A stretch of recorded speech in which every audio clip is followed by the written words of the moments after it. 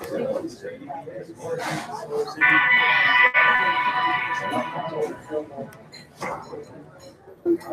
everybody. It's Holger Mueller here, sharing my quick impressions of the Microsoft Business Analyst Summit. First of all, apologies. Looks like my camera is dirty. I tried to clean it, but it doesn't get me shot. Hopefully, you can still see me and hear me here in the lounge over here in Denver, where I'm connecting to my next location. It was the first analyst meeting Microsoft has done on its business applications. As such, it's always an honor to be part of it. Held at the headquarters in Seattle. It was a 2-day format. I had to bail after the first day, going to my next appointment here. Great format. We had all the key people who have to do with business applications there, sharing their vision, sharing where they are. What's the top 4 takeaways from my side? The big thought about right now seems to be digital transformation, which is little getting older or stale. And there, the specific idea from Microsoft is digital feedback loop, focusing on how employees, customers, and products are being enabled by the Microsoft business applications. I like the employee side from my future of work perspective. I'm not sure how many of the services company will like the product perspective.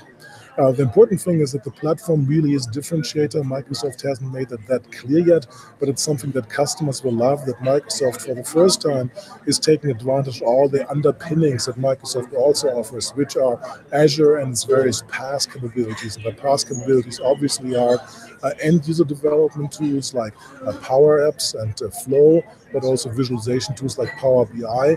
And all of Microsoft applications, formerly known as Dynamics, has been reset on this platform, which allows a very powerful way to not use the traditional Microsoft development tools only, but in the continuum, what they present really well, to enable the casual citizen, non-technical developer to do things to extend and enhance those applications.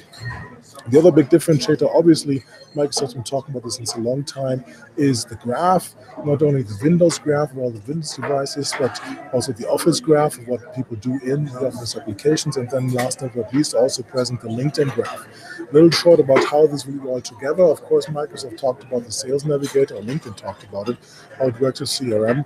I'm a little disappointed that Microsoft still is not talking about it. They acquired probably the largest HCM vendor with over 2 billion of revenue of HCM-related things of LinkedIn. And that message was there, not so much from a recruiting perspective, as it didn't talk about that. But Microsoft remarkably talked about HCM again. The new leader, Rahel, I forgot the last name, my bad, being a little bit under the weather, as you can hear, shared her vision of things, largely talent-centric with an HR core. A good start, certainly, but Microsoft will have to do much more to gather the attention on the HR core perspective. Partnerships on payroll, the one in Ceridian is public, talked about this, wrote about this. Check out my blog post on that. More might be coming, but nothing specific from the perspective. So overall, I think a good start for Microsoft, renaming potentially its dynamic applications to business applications, doing what customers always want from vendors with multiple levels of technology stacks, and making sure that all things work together.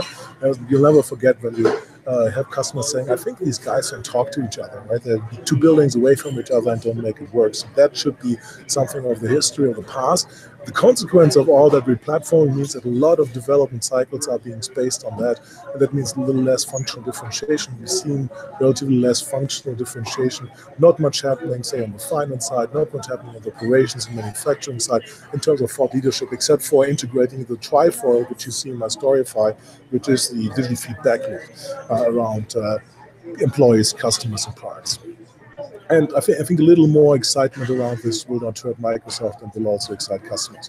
That's it for me. Before I lose my voice, this is Holger Mueller from Constellation Research. Follow me on Twitter at HolgerMU, HOLGAMU. Thanks for your time. Appreciate it. And next, hopefully, this is going to be sharp again.